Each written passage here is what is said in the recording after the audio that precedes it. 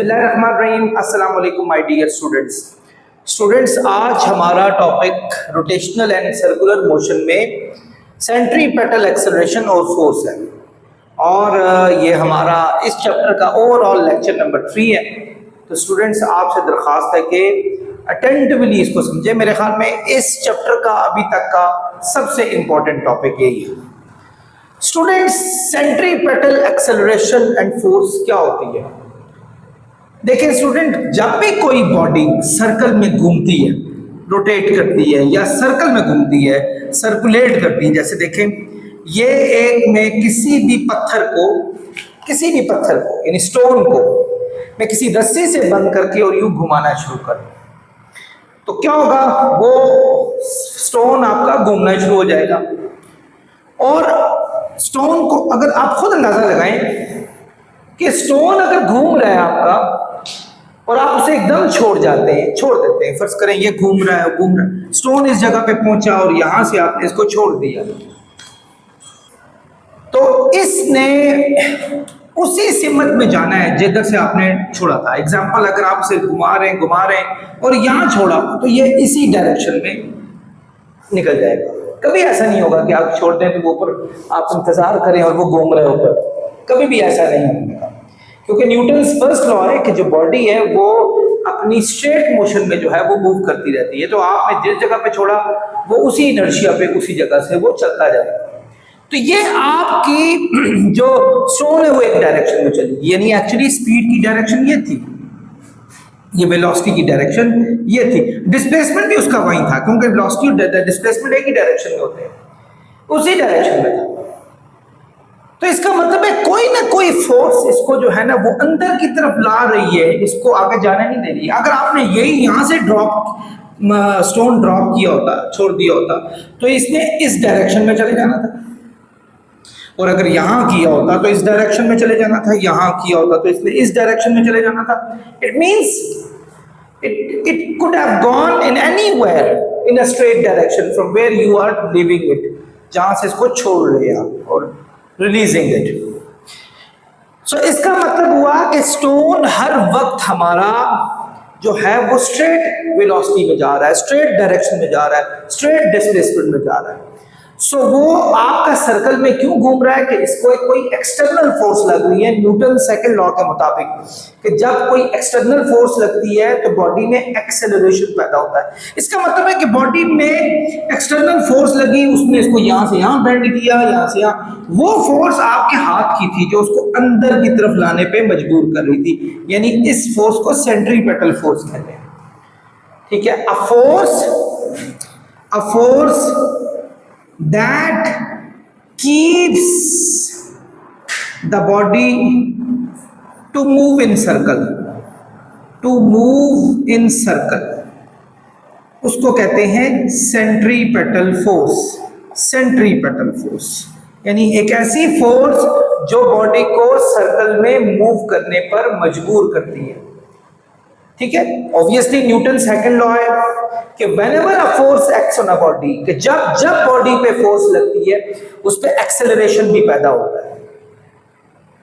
ठीक है, when a force acts on a body an acceleration is produced in the direction of the force, और वो acceleration force की direction में होता है। इसका मतलब है अगर आप उस स्टोन को अंदर लाने की कोशिश कर रहे हैं और फोर्स की डायरेक्शन अंदर की तरफ है, तो एक्सेलरेशन की डायरेक्शन भी क्या होगी? अंदर की तरफ होगी, यानी ये भी अंदर की तरफ होगी। आमतौर पर ये बात जो घूमने वाली चीजों में ये होती है कि जो वेलोसिटी और एक्सेलरेशन है दे make 90 degree of angle with each other, इसीलिए इसको टेंजेंशियल वेलोसिटी भी कहा जाता है। क्या कहा जाता है? Tangential velocity. Tangential velocity is a velocity which is perpendicular to centripetal force, जो कि सेंट्रीपेटल फोर्स के परपेंडिकुलर होती है, याद रखिएगा। तो ये टेंजेंशियल वेलोसिटी यानी बॉडी इसको अंदर की तरफ, फोर्स अंदर की तरफ ले जा रही है और ये बाहर, फोर्स इसको अंदर की तरफ लेके जा रही है और ये बाहर, एंगल आपके 90 डिग्री बन रहे हैं। फोर्स अंदर की तरफ ले जा रही है, ये बाहर 90 डिग्री का एंगल बन रहा है। So they make 90 degree of angle every time. So वो फोर्स जो बॉडी को अंदर की तरफ लाती है उसको सेंट्रीपेटल फोर्स कहते हैं। तो एक्चुअली सेंट्रीपेटल फोर्स क्यों पैदा होती है? क्योंकि वेलोसिटी बार बार चेंज हो रही है। पहले वेलोसिटी यहाँ थी, अब वेलोसिटी यहाँ हो गई, वेलोसिटी यहाँ हो गई, बार बार चेंज हो रही है। और ये चेंज किस रीजन पे हो रही है? क्योंकि वेलोसिटी की डायरेक्शन चेंज हो रही है।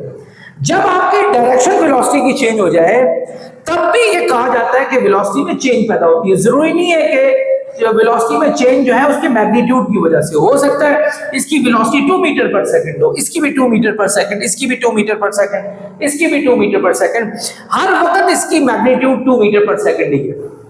लेकिन कोई चेंज आ रही है, that is change in direction, वो आपकी डायरेक्शन में चेंज आ रही है। सो उस वजह से भी हम कह सकते हैं कि इसमें चेंज पैदा हुई है, change in velocity. Change in velocity यानी आपकी एक वेलोसिटी में से दूसरी वेलोसिटी माइनस करें, चेंज आपको पता चल जाएगा कि कितनी आ रही है। और जब जब वेलोसिटी में चेंज पैदा हो तो न्यूटन के लॉ के मुताबिक आपका एक्सेलरेशन प्रोड्यूस होता है, जिसको चूंकि ये सर्कल वाला है तो सर्कल में उस एक्सेलरेशन को सेंट्रीपेटल एक्सेलरेशन कहते हैं। सो हम ये पढ़ते हैं acceleration of a body in a circle that changes the velocity every time is known as centripetal acceleration, which is toward the center. इसका डायरेक्शन सेंटर की तरफ होता है, ये बात याद रखिएगा। आई होप आप लोग समझ गए होंगे कि ये सेंट्रीपेटल फोर्स और एक्सेलरेशन क्या है। माय डियर स्टूडेंट्स, मूव करते हैं अब जरा डिराइव करते हैं सेंट्रीपेटल एक्सेलरेशन की इक्वेशन को भी डिराइव करते हैं और सेंट्रीपेटल फोर्स को भी डिराइव करते हैं। देखिए स्टूडेंट, आपका अगर एक बॉडी सर्कल में चल रही है, ये देखें, ये बड़ा अच्छा गोला बना सर्कल, ये देखें ये एक सर्कल में चल रही है। आपकी बॉडी, फर्ज करो ये इसका एक पॉइंट है, पॉइंट 1, यहां से इसकी वेलोसिटी बाहर थी, ये नहीं, ये वेलोसिटी बाहर थी। ऑब्वियसली अंदर की तरफ इस जो फोर्स है उसकी ये क्या थी, परपेंडिकुलर थी। ठीक है, ये फोर्स के परपेंडिकुलर थी ये वेलोसिटी, जिसको टेंजेंशियल वेलोसिटी भी कहते हैं, v1 का नाम है। यहां से ये बाहर की तरफ थी। रीजन आपको समझ आ गई है कि कोई डिस्प्लेसमेंट बाहर की तरफ है तो आपकी वेलोसिटी भी बाहर की तरफ होगी। अब यहां जब ये पहुंचती है इस पॉइंट पर, तो अगर आप वही पत्थर की बात करते हैं, पत्थर यहां से छोड़ दें तो सीधा निकल जाएगा, वही स्टोन अगर यहां से छोड़ेंगे तो स्टोन इस साइड पे भाग जाएगा आपका, यानी वहां से भी ये अंदर की तरफ होगी। ठीक है, तो उस वक्त सेंट्रीपेटल फोर्स ये पैदा होगी, ये फोर्सेस दोनों में सेम है, एक्सेलरेशन ये पैदा हुआ, दोनों की डायरेक्शन इनवर्ड है हमारे पास अंदर की तरफ, और इसका नाम हम V2 रख लेते हैं। ये ले जी, हमने V2 रख लिया। अब स्टूडेंट्स गौर से देखें, यहां से यहां तक मिलाने वाले को, ये यहां से यहां तक मिलाने वाले को आप क्या कहेंगे? एक्चुअली डिस्प्लेसमेंट अगर फर्ज की बात की जाए ना, बॉडी पहले यहां थी, अब बॉडी यहां है, बॉडी ने यहां से यहां तक का डिस्प्लेसमेंट ट्रेवल किया। डिस्प्लेसमेंट स्ट्रेट लाइन में होता है, यानी पहले यहां थी अब यहां पहुंच गई, बेशक वो थोड़ी कर्व होके पहुंची, वो कर्व वाली चीज डिस्टेंस कहलाएगी, लेकिन स्ट्रेट जो होती है, जो शॉर्टेस्ट डिस्टेंस होता है, दैट इज कॉल्ड डिस्प्लेसमेंट। तो मैं इसको डिस्प्लेसमेंट का नाम देता हूं, ये डिस्प्लेसमेंट मेरे पास आ गया। और यहां से यहां तक का जो टोटल अगर हम इसको मेजर कर ले, वो सर्कल का रेडियस भी होता है, ये भी सर्कल का रेडियस है। मैं जरा इस सर्कल को जरा अलग करके यहां बनाता हूं। देखिए ये यूं है,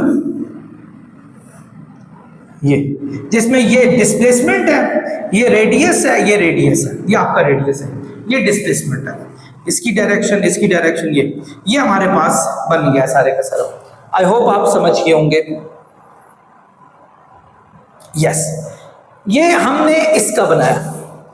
अब आते हैं एक और चीज की तरफ लेके चलते हैं इसको। वो क्या चीज है? वो है ये वेलोसिटी। इसको भी, यानी इस वेलोसिटी को यहां से कॉपी करते हैं, ये कॉपी किया, यहां पेस्ट कर दिया। ये लें जी, मैंने ये वेलोसिटी बना दी, थोड़ी सी और कर्व थी, ये मैंने एक वेलोसिटी बना दी, इसका नाम V2 रख लिया। ठीक है, नीचे रख लेते हैं, जवाब V2 नाम रख लिया, ये वेलोसिटी है स्टूडेंट्स। और इसको भी उठाकर मैं ये ले आता हूं, यानी ये वेलोसिटी V1 नाम रख ली मैंने। ये आप इस जगह पर इस वेलोसिटी 1 का नाम रख लें इस जगह पर। तो इनके बीच में जो होगी that is called the change in velocity. तो ये इसको change in velocity delta we का नाम दिया जाएगा। डेल्टा वी आपको पता चल गया है तो वो किसके इक्वल होगी, v2 माइनस v1 के, या vf माइनस vi भी कहा जा सकता है। तो इसको v2 माइनस v1 भी लिख सकते हैं हम। ये हमने इसमें से दो डायग्राम, वैसे बुक में ये डेल्टा आर लिखा हुआ है, चेंज इन आर, तो लिख सकते हैं ऑब्वियसली एक आर ये चेंज इन आर है। Change in R is known as displacement. इसमें जो रेडियस का चेंज पैदा हो रहा है वही डिस्प्लेसमेंट एक्चुअली। मैं डेल्टा डी लिखता हूं, that is the actual name, कुछ फर्क नहीं पड़ता इससे। सो डेल्टा वी हमारे पास आ गया स्टूडेंट्स v2 माइनस v1, ये आ गया। इसी तरह डेल्टा डी आ गया मेरे पास r माइनस आर, मतलब इन दोनों की में जो चेंज है वो उसमें आएगा हमारे पास r1 माइनस r2, बल्कि r1 इसको r2 के लिए दो रेडियस हैं, रेडियस सेम है तो हम डेल्टा टी कह सकते हैं r2 माइनस r1। ये भी वेक्टर है, वेक्टर डायरेक्शन चेंज होने से भी होते हैं, याद रखिएगा। जरूरी नहीं है कि वो वैल्यू की चेंज से हो, डायरेक्शन की चेंज से भी होते हैं। मैग्नीट्यूड में r1 r2 और ये इक्वल है आपस में r1। ऑब्वियसली एक सर्कल का जो रेडियस है वो हर जगह पे सेम रहता है, कांस्टेंट वैल्यू होती है सर्कल में रेडियस की, ठीक है। बिल्कुल जो वेलोसिटी का मैग्नीट्यूड है वो भी आपस में सेम है, उसका नाम भी हम v रख लेते हैं, वो भी हमारे पास बिल्कुल सेम है। यानी ये जो वेलोसिटी है ये घूम तो एक ही वैल्यू से रहा है, लेकिन चूंकि ये डायरेक्शन चेंज हो रही है इसीलिए हमने इसका नाम जो है वो डेल्टा वी इस जगह पे रखा हुआ है, वरना ये तो है तो एक ही चीज है हमारे पास। तो स्टूडेंट्स ये कुछ रीडिंग्स हैं जो लेख रहा है। अब हम जरा जो आपने मैथ्स के कुछ थ्योरम्स पढ़े थे किसी दौर में, उनको ब्रुएकार लाकर हम जो है सेंट्रीपेटल फोर्स की वैल्यू को फाइंड आउट करने की कोशिश करते हैं। आई होप आप लोग समझ जाएंगे। डियर स्टूडेंट्स, मेरे स्टूडेंट्स भी पूछ रहे हैं कि ये क्या है, R1 R2 R नाम रख लिया है क्योंकि रेडियस दोनों सेम है, हर जगह पे सर्कल का रेडियस सेम ही रहता है, वो कभी भी चेंज नहीं होता। तो 3 सेंटीमीटर 3 रहेगा अगर, तो हमने उसका नाम R। और वेलोसिटी का मैग्नीट्यूड भी सेम है, वेलोसिटी सेम नहीं है लेकिन मैग्नीट्यूड वैल्यू भी सेम है, एक ही वेलोसिटी से वो घूम रहा है हर वक्त। तो स्टूडेंट चलते हैं अब जरा इसके प्रूफ पे चलते हैं। पहली चीज देखिए स्टूडेंट्स, ये वेलोसिटी है और ये हमारे पास R है, इन दोनों के बीच में हमारा एंगल मैंने आपको ऑलरेडी बताया था 90 डिग्री बन रहा है, इन दोनों के बीच में भी 90 डिग्री बन रहा है। मेरी बात समझ आ रही है? देखिए एक एग्जांपल लेते हैं। मेरे दोस्त की एज है 15 इयर्स, उस वक्त मेरी एज जो थी वो 18 इयर्स थी, तो दोनों के बीच में कितना डिफरेंस हुआ? 3 का डिफरेंस हुआ। यही बात है कि नहीं है? अगर मेरा दोस्त 15 साल से एकदम 25 पे पहुंच जाता है तो ऑब्वियसली मैं भी 18 से कहां पहुंच जाऊंगा, 28 पे पहुंच जाऊंगा। फर्क अभी भी दोनों में 3 है। अगर फर्क दोनों में 3 ही रहा है थ्रू आउट, तो इसका मतलब हुआ कि कितने साल बीत चुके हैं दोनों के, 10 ईयर्स बीत चुके हैं। ये मैं बड़ी एक अच्छी एग्जांपल दी है क्योंकि बहुत सारे स्टूडेंट्स को यहां समझ नहीं आती होती। ये देखें, ये मेरा दोस्त है और ये मैं हूं, हम दोनों के बीच में 90 डिग्री का एंगल है, ठीक है। अब मेरा दोस्त यहां पहुंच गया जबकि मैं इधर हूं, अभी भी हमारे बीच में 90 डिग्री का एंगल है, यानी वही 3 साल का फर्क है। सो स्टूडेंट्स, ये जो वेक्टर है R, ये यहां से यहां तक जो पहुंचा होगा तो उसके जितने एंगल्स यहां क्रिएट हुए होंगे, एंगल थीटा जितना क्रिएट हुआ होगा, सो उतना ही V1 और V2 को जोड़ने से भी एंगल उतना ही क्रिएट हुआ होगा, यानी ये एंगल भी हमारे पास इक्वल होंगे। वही मेरे दोस्त वाली कहानी कि अगर मेरा दोस्त 15 साल का है, मैं 18 साल का हूं, हम दोनों में 3 साल का फर्क है, तो 10 साल बाद भी 3 साल का ही फर्क है, 3 साल का फर्क है, तो इसका मतलब है इकट्ठे 10 साल दोनों के गुजर चुके हैं, उसके भी 10 मेरे भी 10 गुजर चुके हैं।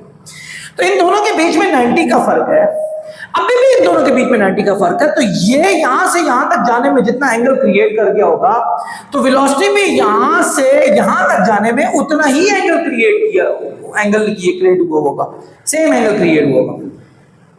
सो ये एंगल और ये एंगल आपस में इक्वल है। अगर हमें नाम रख लूं, फर्ज करो PQR, इसका नाम रख लूं हमारे पास ABC, तो students RPQ, angle RPQ equal हो जाएगा एंगल BAC के, ये इक्वल हो गए दो एंगल। फर्ज करो एक ट्राइंगल के दो टोटल एंगल 180 होते हैं, यानी 180 डिग्री इसके भी है और 180 डिग्री इसके भी है। और हमें पता चल गया, फर्ज करें हमें पता चल गया कि ये एंगल जो है ये 40 डिग्री का है, तो ऑब्वियसली ये भी 40 डिग्री का। फर्ज करें ये 40 ईच है, 40 डिग्री ईच है हमारे पास ये।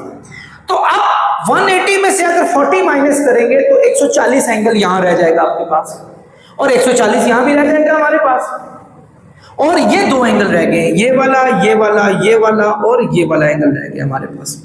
आइए जरा इसको स्टडी करते हैं स्टूडेंट्स। मैंने अपनी आपको क्या बताया था, V1 V2 बराबर है, यानी ये और ये बराबर है, ये और ये बराबर है, यानी ये साइड बराबर है। इसको आइसोसेलेस ट्राइंगल भी कहते हैं। इसी तरह ये और ये रेडियस भी बराबर है, क्योंकि इसे भी आइसोसेलेस ट्राइंगल कहते हैं। इसका मतलब हुआ कि इसके थ्योरम नंबर 2 था स्टूडेंट्स, ये भी मैं बताऊं, 10वां चैप्टर था 9th क्लास का, अगर याद हो आपने उसमें पढ़ा था, if two sides are equal then their corresponding angles are equal. अगर दो साइड्स इक्वल होती हैं तो उसके कोरेस्पॉन्डिंग एंगल, यानी इसके सामने वाला एंगल, इसके सामने वाला एंगल कौन सा है, ये, और इसके सामने वाला एंगल ये दोनों इक्वल होंगे। अगर तो ये 40 का हुआ तो ये दोनों 70-70 के हो जाएंगे, पक्की बात है, क्योंकि बराबर एंगल होंगे दोनों। तो अगर ये 40 का है, इधर भी ये और ये इक्वल है, क्योंकि हमने पढ़ा था V1 और V2 इक्वल हो गए। समझ रहे हैं मेरी बात, V1 V2 इक्वल हो गए, तो इसका मतलब है अगर ये 40 डिग्री का एंगल है, ये दोनों 70-70 की हो जाएंगे। क्यों? क्योंकि इसके ये इक्वल है, इसके सामने वाला एंगल इसके इक्वल के सामने वाला एंगल इक्वल हो गए। तो फर्ज करें अगर ये 40 डिग्री था, ये 70 डिग्री, ये 70 डिग्री, ये 40 था, ये 70, ये 70, यानी एंगल सेम है यहां हमारे पास। तो हम कह सकते हैं ये वाला एंगल PRQ इधर इक्वल होगा BCA के,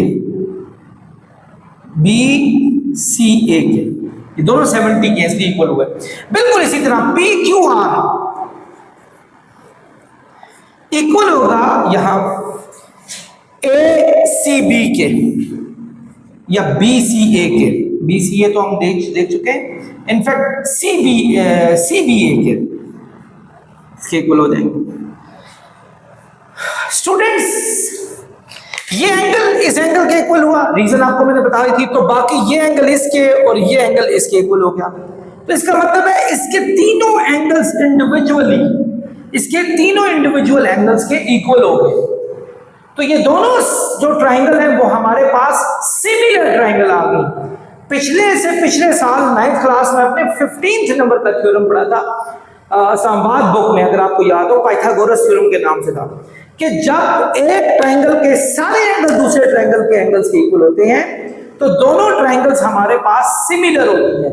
यानी हम कह सकते हैं कि PQR की जो ट्राइंगल है वो सिमिलर का साइन ये होता है स्टूडेंट्स, ट्राइंगल ABC के, इसके सिमिलर होंगे। और मैंने क्या बताया था, मैं तो पढ़ाता रहता हूं, और आपने ये भी पढ़ा था कि जब दो ट्राइंगल सिमिलर होती हैं तो उनकी साइड्स की रेशो आपस में इक्वल होती है। स्टूडेंट्स ये दोनों ट्राइंगल सिमिलर होगी, जब दो ट्राइंगल सिमिलर होती हैं तो उनकी साइड्स की रेशो आपस में सेम होती है। कोई भी साइड ले लें, इसकी साइड ले लें, डेल्टा भी, एक डिफरेंट ले एक सेम ले, क्योंकि दोनों सेम है ना, इनमें से कोई एक चूज करते हैं। अगर आप फर्स्ट करें दोनों ही चूज करेंगे तो उनकी रेशो 1 आ जाएगी। तो आप एक डिफरेंट ले, इसकी भी एक कोई V1 या V2 में से जो मर्जी ले लो, V1 ले लिया। इसी तरह ये डेल्टा T है और इसकी हमने ले ली R1। जब दो ट्रायंगल सिमिलर होती हैं तो उनकी साइड्स की रेशो आपस में सेम होती है। तो ये हमारे पास आ गई।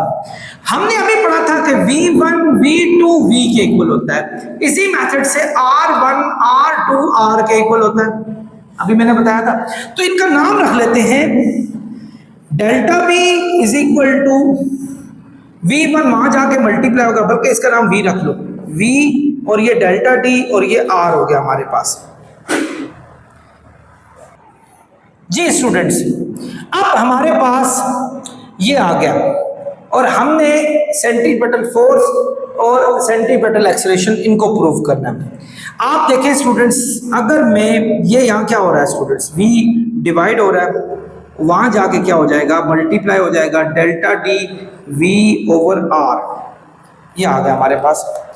अगर हम यूं करें, क्योंकि हमें एक्सेलरेशन को फाइंड आउट करना है, एक्सेलरेशन का फॉर्मूला आप लोगों ने पढ़ा था delta v over delta D, delta T, ये पढ़ा था।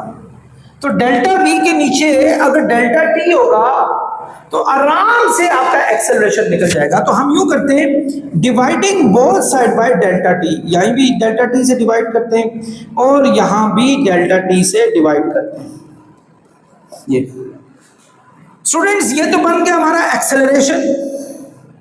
ये देखें स्टूडेंट्स, डेल्टा डी और डेल्टा टी किसके इक्वल होगा, ये वेलोसिटी के इक्वल होता है, चेंज इन डिस्प्लेसमेंट वेलोसिटी के इक्वल हो v, एक वेलोसिटी ये भी है, नीचे r दिया हुआ है, तो v को v से मल्टीप्लाई करेंगे, v स्क्वायर और ये r आ जाएगा। तो एक्सेलरेशन की वैल्यू स्टूडेंट्स आ गई हमारे पास v स्क्वायर ओवर r, ये आ गई।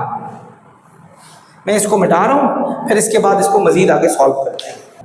स्टूडेंट्स, एक्सेलरेशन आ गया v स्क्वायर ओवर r, इसको सेंट्रीपेटल एक्सेलरेशन भी कहेंगे, याद रखें। एक्सेलरेशन एक वेक्टर क्वांटिटी होती है स्टूडेंट्स, ये देखें एक वेक्टर क्वांटिटी है, इसकी डायरेक्शन होगी और इसकी डायरेक्शन होती है स्टूडेंट टुवर्ड रेडियस, रेडियस की तरफ होती है, यानी इस तरफ डायरेक्शन होती है। तो हमने उस रेडियस के ऊपर जो है वो हैड बना दिया, that would show the direction of this. I hope आप मेरी बात समझ गए होंगे। डियर स्टूडेंट्स, एक बात याद रखें कि सेंट्रीपेटल एक्सेलरेशन अंदर की तरफ है, मतलब ये एक्चुअली बाहर की तरफ नहीं है। अगर कंपेयर बाकियों से करें तो ये अंदर की तरफ है, यानी इसकी अपोजिट डायरेक्शन है। अपोजिट डायरेक्शन होने की वजह से इस पे नेगेटिव का साइन लगता होता है जब आप डायरेक्शंस को का जिक्र करते हैं। हमने डायरेक्शन का जिक्र किया इसलिए मैंने नेगेटिव साइन निकाल लिया। सिंस यहां लिख लें R इज टुवर्ड सेंटर, यानी R हमारा सेंटर की तरफ है, यानी अंदर की तरफ है, तो डायरेक्शन इसकी अपोजिट है। तो अपोजिट डायरेक्शन होने की वजह से इस पे नेगेटिव साइन लगा। अच्छा स्टूडेंट, मजीद आप लोगों ने एक चीज पढ़ी थी, व्हाट इज दिस, ये डायरेक्शन है जिसको यूनिट वेक्टर भी कहते होते हैं। आपको पता है आर का वेक्टर किसका इक्वल होता है, आर का मैग्नीट्यूड और आर की डायरेक्शन इसके इक्वल होता है। आप लोगों ने ये पढ़ा है इस चीज को कि किसी के भी वेक्टर से मुराद क्या होता है, उसका मैग्नीट्यूड और उसकी डायरेक्शन, ये मतलब होता है। अब ये आर की डायरेक्शन दी है, अगर मैं इसको यहां से फाइंड आउट करूं, ये यहां क्या हो रहा है स्टूडेंट्स, मल्टीप्लाई हो रहा है, यहां जाके हो जाएगा डिवाइड, ये यानी आर का जो हमारे पास हैट है वो इक्वल होगा A C minus V square over R, ये लगा लें आर हैट ओवर आर का मैग्नीट्यूड, मैग्नीट्यूड को आर ही लिख लें फिर भी फर्क नहीं पड़ता। तो इसका एक फार्मूला ये भी बन सकता है वेक्टर की फॉर्म में, एक फार्मूला ये भी बन सकता है वेक्टर की फॉर्म में, और अगर मैग्नीट्यूड में सॉल्व करना हो तो ये इसका सबसे आसान फार्मूला है। आई होप आप लोग इस बात को समझ रहे होंगे। आप लोगों ने एक चीज तो पढ़ी हुई है कि ये हमारे पास दिया हुआ है, ये ए सी बी स्क्वायर, ये ए सी, ये देखें ए सी जो वेक्टर है वो दिया minus B square over R, और आर का यूनिट वेक्टर ये दिया हुआ है। अगर मैं इस v की जगह पर एक फॉर्मूला डालूं जो मैंने पिछले लेक्चर नंबर 2 में पेश किया था, that was v is equal to R omega, अगर ये लिखूं तो इस जगह पे अगर मैं डाल दूं वैल्यूज तो ए सी हमारे पास होगा माइनस, इसकी जगह पे लिख लें आर ओमेगा या का स्क्वायर, आर का मैग्नीट्यूड ओवर आर, ये आ जाएगा हमारे पास।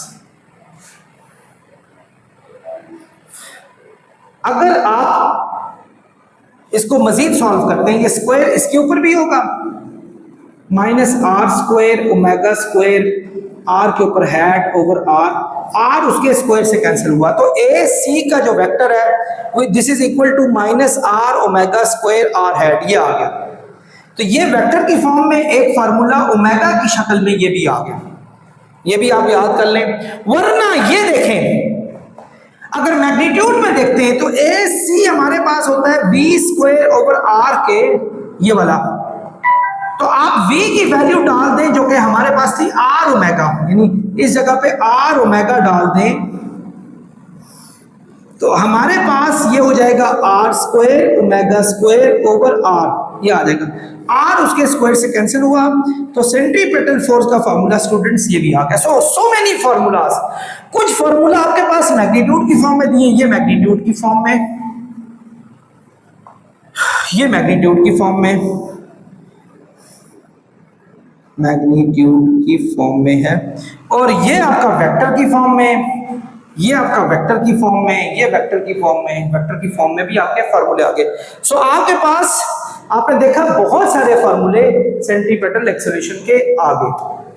स्टूडेंट्स, हम लोगों ने पढ़ा था कि जब भी किसी बॉडी पे फोर्स एक्ट करती है तो एक्सेलरेशन पैदा होता है, और हमने एक्सेलरेशन के कुछ फार्मूले सेंट्रीपेटल एक्सेलरेशन के, यानी अगर एक बॉडी सर्कल में जा रही है, वो इस पॉइंट से इस पॉइंट में आप पहुंच रही है, तो अगर ये इसका एंगल ये है, इसका ये है, तो आपका उसका मैंने बताया था कि ये जो इनवर्ट फोर्स होती है इसको सेंट्रीपेटल फोर्स, और उसमें जो एक्सेलरेशन पैदा होता है उसको सेंट्रीपेटल एक्सेलरेशन कहते हैं, जिसकी डायरेक्शन भी होती है हमारे पास।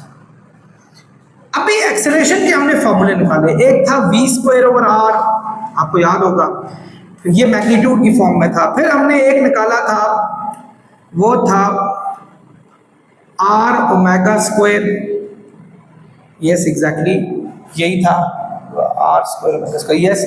फिर हमने सेंट्रीपेटल फोर्स का एक फॉर्मूला निकाला था, वो ये था minus v square over r, और r के ऊपर हेड डला हुआ था, ये भी हमने निकाला था। और इसी तरह AC हमने जो वेक्टर फॉर्म में एक निकाला था, वो था r ओमेगा स्क्वायर और r के ऊपर हेड, ये भी हमने फार्मूले निकाले थे।